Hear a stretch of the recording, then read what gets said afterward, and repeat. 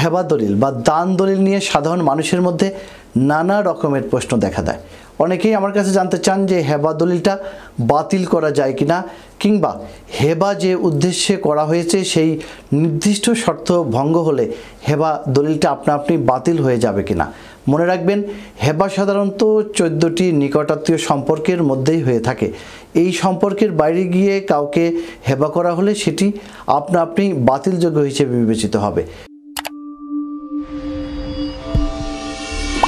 মুসলিম আইনে যদি কোনো মুসলমান স্বেচ্ছায় তার নিজের সম্পত্তি অন্য কোনো ব্যক্তি বা মুসলমানকে বিশুদ্ধ ভালোবাসায় কোনো বিনিময় বা মূল্য বা সুদ ছাড়াই দান করে, তাহলে সেই দানটিকেই হেবা বলা হয়। মনে রাখবেন, হেবার ঘোষণা সরকারি স্ট্যাম্প আইন অনুযায়ী নির্ধারিত নন জুডিশিয়াল স্ট্যাম্পের অধীনে নির্ধারিত সাব রেজিস্ট্রার অফিসে গিয়ে লিখিতভাবে রেজিস্ট্রি করে দিতে হবে।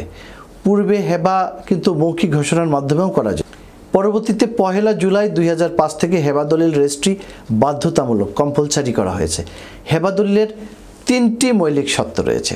এগুলো না মানলে কিন্তু হেবা দলিল আপনা আপনি বাতিল হয়ে যাবে। তার মধ্যে রয়েছে নাম্বার 1, হেবা বা দান দাতা কর্তৃক অর্থাৎ জমি মালিক কর্তৃক ঘোষণা বা প্রস্তাব হতে হবে। নাম্বার 2, যার অনুকূলে হেবা করা হবে সেই প্রাপকের দ্বারা হেবাটি গ্রহণ করতে হবে। নাম্বার 3, হেবাটি কোনো বিনিময় মূল্য ছাড়াই রক্তের সম্পর্কাতদের মধ্যে হেবা স্থানান্তর হতে হবে। আর হেবা করা যেতে পারে ভাই বোনের মধ্যে, মা বাবা তার ছেলে মেয়ে, স্বামী স্ত্রী, হিন্দুদের মধ্যে দাদা ঠাকুমা এবং নাতি নাতনিদের মধ্যে। হেবা প্রধানত 2 প্রকার, 1 সাধারণ হেবা আর 2 হচ্ছে হেবা বিল এওয়াজ। যে হেবাতে কোনো প্রকার ফেরত বা বিনিময় নেই, সুদ নেই এবং দাতা তার দখলকৃত সম্পত্তির প্রাপকের হাতে তুলে দেন, তাকে সাধারণ হেবা বলে। আর হেবা বিল এওয়াজ হচ্ছে সম্পত্তির মূল্যের বিনিময়ে বা টাকা পয়সা নিয়ে যে হেবা করা হয়।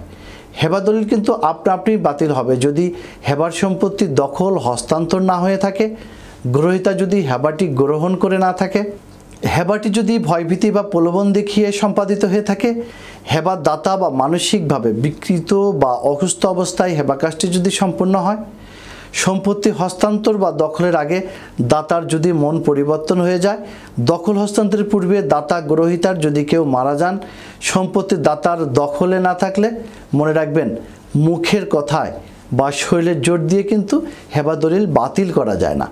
আদালতের মাধ্যমে হেবা দলিল বাতিল করতে হবে। দলিলটি বাতিল করার জন্য আদালতে আপনাকে রীতিরকম একটি মোকদ্দমা দায়ের করতে হবে। আদালত মামলার বিষয়বস্তু বিবেচনা করে যুক্তিসঙ্গত মনে করলে সেই দলিলটি বাতিল করে দেবেন। আমাদের 1877 সালে সুনির্দিষ্ট প্রতিকার আইনের 39 ধারা অনুযায়ী যে কোনো ব্যক্তি একটি লিখিত দলিল বাতিল বা অকার্যকরতা চাইছেন যার যুক্তিসঙ্গত আশঙ্কা আছে যে এই ধরনের লিখিত দলিল তার গুরুতর ক্ষতির কারণ হতে পারে, তাহলে তিনি বাতিল বা বাতিল যোগ্যতার ঘোষণার জন্য এই আইনের 39 ধারা মোতাবেক আদালতে মোকদ্দমা দায়ের করতে পারেন।